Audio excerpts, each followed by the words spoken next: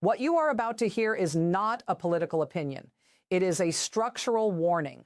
Right now, the United States Navy is executing the largest naval enforcement operation in modern memory, blocking Iranian ports, intercepting ships across open ocean, projecting force on a global scale. This is not a drill. This is a live war scenario. And at this exact moment, at the single most critical point in this entire operation, the Pentagon just fired the Secretary of the Navy. Let that land for a second. If Russia did this, every network would be screaming collapse. If Iran did this, Washington would be popping champagne. But when it happens here, somehow it barely makes the scroll. I need you to understand what this actually means, because what is unfolding right now goes far deeper than one firing. This is about who is really running this war and where it is heading. If that matters to you, subscribe right now, because this moves fast. Let me give you the full picture first, because without it, nothing else I'm about to tell you will make complete sense. For the past several weeks, the United States military has been conducting what analysts are now describing as the most expansive naval enforcement operation since the Gulf War. We are not talking about a patrol. We are not talking about a show of force. We are talking about a full-scale naval blockade, locking down Iranian ports, choking off maritime trade routes, and actively intercepting Iranian vessels, not just inside the Strait of Hormuz, but across the entire blue water ocean. Think about what that means geographically. We are interdicting ships in Asian waters. We are firing on and capturing vessels thousands of miles from the Persian Gulf. The operational footprint here is enormous. Now, here is the number I need you to hold in your mind. Roughly 20% of the world's oil supply moves through the Strait of Hormuz, 20%. That is not an Iranian problem. That is a global economic pressure point. And right now, the United States military is sitting directly on top of it. So when I tell you that the situation inside the Pentagon is fracturing at this exact moment, I need you to understand the weight of that statement. This is not bureaucratic reshuffling. This is not routine personnel turnover. The decisions being made inside that building right now, or more accurately, the chaos preventing decisions from being made, have direct consequences for energy markets, for allied relationships, for the trajectory of an active military conflict. Do you see the scale of what we are dealing with? Because here is what the mainstream coverage keeps missing. They are reporting the firing as a personnel story, a drama story, a Washington gossip story. It is none of those things. It is a war story, and it starts at the very top of the chain of command. Let me walk you through exactly what happened, step by step, because the details here are everything.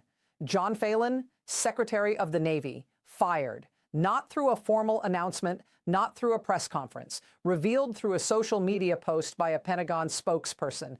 That is how you find out the civilian head of the most powerful naval force on Earth has been removed. A post. Now, I want to be honest with you about who Phelan actually was. He was not a career Navy man. He was not an admiral with decades of service. He was a Trump donor, a political appointee, someone who got to this position through access and proximity, not through military credentials. So on paper, you might think, does this even matter? Here is why it matters enormously. Phelan had something that almost nobody else in that building had. He had a direct line to Donald Trump.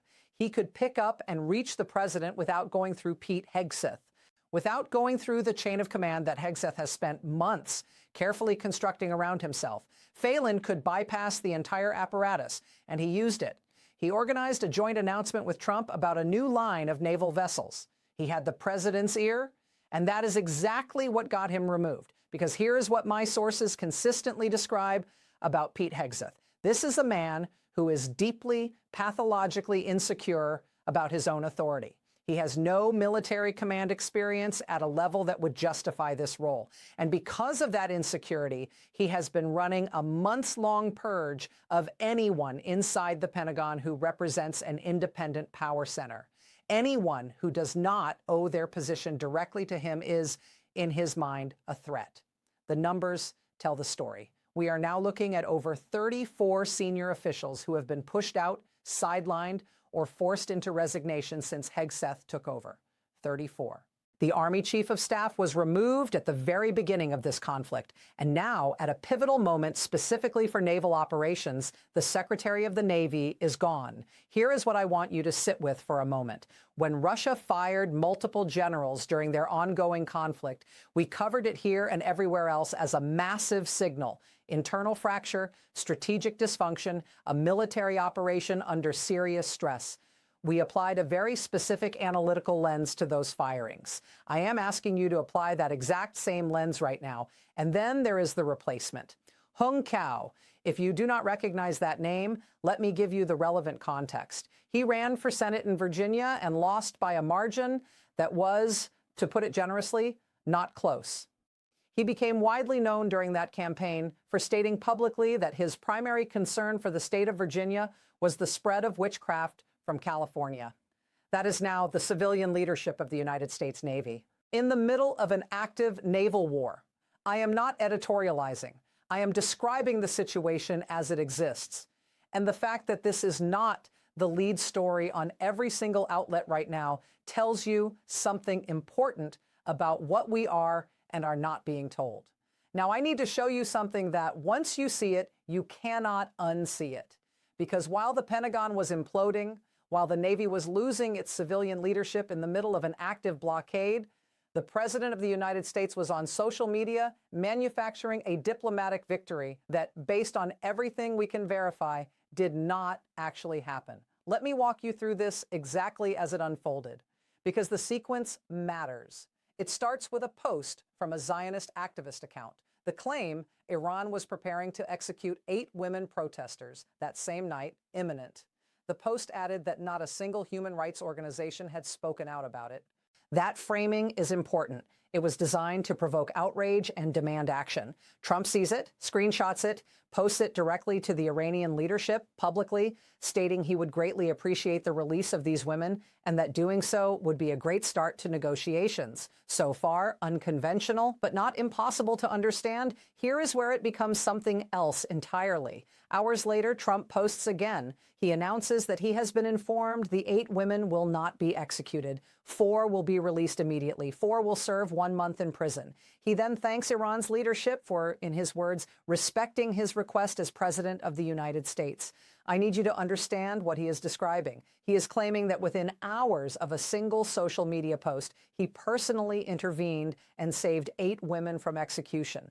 He is claiming Iran responded directly to him. He is claiming a concrete diplomatic win. Now, let us look at what human rights organizations, specifically those based in Oslo, who have direct contact with the families of these women and have verified the identities of several of them, actually found. At least 2 of the women had already been released approximately 1 month before Trump's post. The claim that any of them were facing imminent execution was not supported by any documentation those organizations had on file. The status of 4 of the 8 remains unverified entirely. Do you see what happened here? He took a situation that either did not exist or had already been resolved, inserted himself into the middle of it, and then announced himself as the decisive force that changed the outcome. Now ask yourself why, because this is not random. This is not a misunderstanding. This is what a leader does when they are running out of real leverage. The airstrikes did not achieve the stated objectives. A ground invasion is not a realistic option. It would be catastrophic. The naval blockade is costly, and its effectiveness is genuinely uncertain. The Iranians are not capitulating. When you have no real leverage, you manufacture the appearance of leverage. And here is the detail that should stop you cold. This is the same president who, approximately 1 week before this post, was openly threatening to devastate the entire Iranian civilization. That was 7 days earlier. 7 days later, he is their human rights advocate. I am not telling you what to think about that.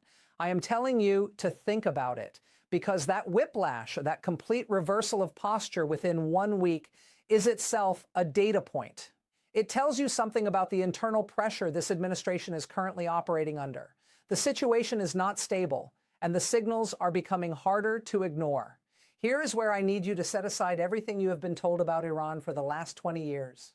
Because there is a narrative being pushed right now, aggressively, consistently across every major platform, that goes something like this. Iran is in chaos. Iran is so internally divided that they cannot even put together a coherent negotiating position. They do not know who is in charge. They cannot send a unified message. And that is why, according to this narrative, Trump generously extended the ceasefire. He is giving them time to get their act together. I need you to understand where that narrative comes from and why it is, at minimum, dangerously incomplete. Let me show you the mirror first. Right now, in Washington, you have a defense secretary who is openly feuding with the Secretary of State. You have the National Security Council chair at odds with the Pentagon. You have a vice president who was going to Pakistan for negotiations, then was not going, then was going again within the span of days. You have a president who told CNBC on a Tuesday morning he would not extend the ceasefire, then reverse that position hours later. That is the United States government right now, in the middle of this conflict. So when the White House press secretary goes on television and says Iran is too divided to negotiate, I need you to apply the exact same analytical standard to both governments simultaneously. Because what you are describing in Tehran, you are also describing in Washington. Now, let me tell you what Iran actually is. And because the cartoonish version being presented does not reflect reality. Iran has been building institutional resilience for over 4 decades. Since the revolution, they have been anticipating exactly this kind of external pressure. They have a Supreme National Security Council. They have an assembly of experts. They have competing power centers that were deliberately designed to survive the removal of any single leader. This is not weakness. This is redundancy. This is what institutional planning looks like.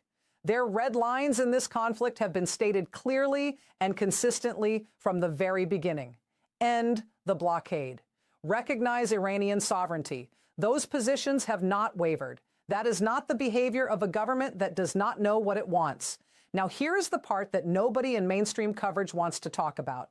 The Ayatollah who was killed had held power for 37 years. And for 37 years, his defining strategic characteristic was caution. He would never fully choose war. He would never fully choose peace. He maintained a carefully calibrated middle position that, whatever you think of him morally, functioned as a stabilizing force within an extremely complex internal power structure. He is gone now. And the man who served as the primary broker between the hardline factions and the moderate factions, the individual who could sit across from IRGC commanders and also speak credibly to reformist politicians, was assassinated. Larijani, gone. You removed the stabilizer, you removed the broker, and now you are expressing frustration that the internal dynamics are complicated. I want to be precise here because this matters. I am not saying Iran has no internal divisions. Every government has internal divisions. What I am saying is that the divisions being described as paralyzing dysfunction are, in significant part, a direct consequence of decisions made by this administration and its allies. You created the chaos you are now using as justification for why a deal cannot happen. Sit with that for a moment. Because if that is true, and the evidence suggests it is at least partially true, then the question of whether anyone in this administration actually wants a deal becomes a great deal more complicated than anything you are seeing on cable news right now. Let us talk about numbers, because this is where the reality of this situation becomes impossible to spin. I want to give you the actual strategic picture, not the highlight reel that is being curated for the president every morning, but the ground truth of where both sides actually stand right now. Start with the Strait of Hormuz. Iran still controls it. That is not a talking point. That is a geographic and military fact. Approximately 20% of the world's entire oil supply moves through that narrow passage. Every single day that Iran maintains effective control of that strait, they are holding a pressure point that affects energy prices in Tokyo, in Berlin, in Sao Paulo. This is not a regional problem. This is a global economic leverage instrument. And right now, Iran has it. The Trump administration's stated theory is that the naval blockade will reduce Iranian GDP by roughly 10%. That sounds significant until you apply one historical data point: Ukraine. Since 2022, Ukraine's economy has contracted by approximately 20%, 20% GDP loss. And they are still fighting, still mobilizing, still absorbing strikes and returning fire. In a total war scenario, in a conflict that becomes existential for one side. GDP contraction does not produce surrender. It produces adaptation. John Maynard Keynes identified this dynamic after the First World War.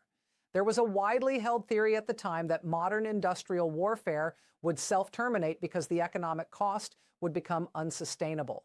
Keynes argued that was naive. He was right. The war did not stop because anyone ran out of money. It stopped because of military and political collapse, which are entirely different mechanisms. Apply that framework here. If this conflict becomes genuinely existential for Iran, and from their perspective, given the stated objectives of this administration, it already is, and then a 10% GDP reduction is not a knockout blow. It is an adjustment. It is a hardship. It is not capitulation. Now look at the American side of the ledger. The airstrikes did not achieve the primary stated objectives. The naval blockade is a massive ongoing resource commitment with uncertain strategic returns. A ground invasion has been ruled out by virtually every serious military analyst because the logistical and human cost would be staggering. And the one remaining option that nobody wants to name out loud, I will not name it either, but you know what it is, represents a threshold that, once crossed, cannot be uncrossed. Here is the strategic reality in one sentence.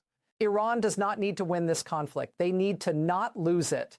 And right now, based on every number available, they have not lost it. That asymmetry is the entire ballgame, and Washington is only beginning to reckon with what it actually means. So where does this go from here? I want to give you 3 concrete scenarios, not speculation for the sake of drama, structured analytical possibilities based on everything we have just walked through.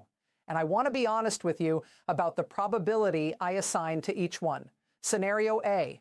A genuine negotiated agreement. Both sides reach a formal deal. Sanctions relief for Iran, verifiable commitments on nuclear and military posture, a lifting of the blockade with a clear framework in place.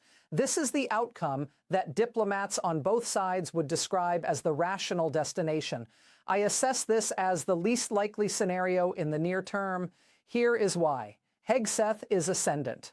The most hawkish voice in the building now has the most direct access to the president and the least institutional resistance to his position. There is no powerful internal advocate for de-escalation who has not already been pushed out or marginalized. For a genuine deal to happen, someone in that room has to want it badly enough to fight for it. Right now, I cannot identify who that person is. Scenario B, a de facto armistice. No formal declaration, no signed agreement, just a gradual mutual pulling back, facilitated through Pakistani mediation, that functions in practice as an end to active hostilities without anyone having to publicly claim victory or concede defeat. Something resembling the Korean arrangement from 1953. This is the scenario I consider most probable. It allows both governments to manage their domestic narratives. Trump can claim strength. Iranian leadership can claim resistance. Nobody signs anything embarrassing. But here's what you need to understand about this outcome. It resolves nothing. Every underlying tension, the nuclear question, the sanctions architecture, the regional proxy conflicts remains completely intact. This is not peace. This is an intermission. And history is very clear about what happens after intermissions when the root causes are left untouched. Scenario C, escalation. The Sunday deadline that Israeli reporting has flagged passes without a credible Iranian response. Hegseth pushes.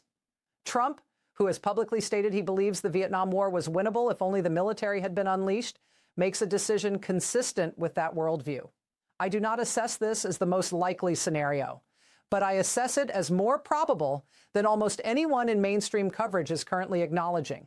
Here's what I need you to watch for in the next 48 to 72 hours. Watch whether the naval blockade expands or contracts. Watch whether Hegseth makes any public statements about the pace of negotiations. And watch whether any additional senior Pentagon officials are removed. Those 3 signals will tell you which scenario is becoming real before any official announcement does.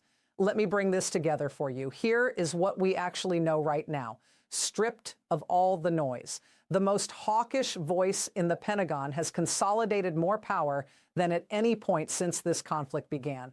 The civilian head of the Navy has been removed in the middle of an active naval war and replaced by someone whose primary qualification appears to be political loyalty.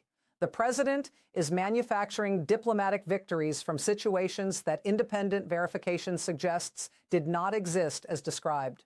Iran has not moved from its core positions and retains real structural leverage over a choke point that affects the entire global economy. And every internal broker capable of pulling either side toward a deal has either been purged, marginalized, or killed.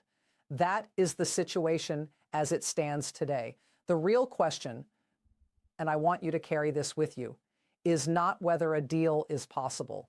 Deals are always technically possible. The real question is whether the people currently in the room on the American side actually want one. Because everything we examine today points toward a power structure that is incentivized by escalation, not resolution. I do not have a final answer to that question. Nobody outside that room does. But I know this. The next 72 hours will tell us more than the last 3 weeks combined. I will be back the moment something moves. And based on everything we just walked through together, something is going to move very soon. If you're not subscribed, you will miss it. Hit subscribe, turn on notifications, hit like. It pushes this analysis to people who need it. Stay close.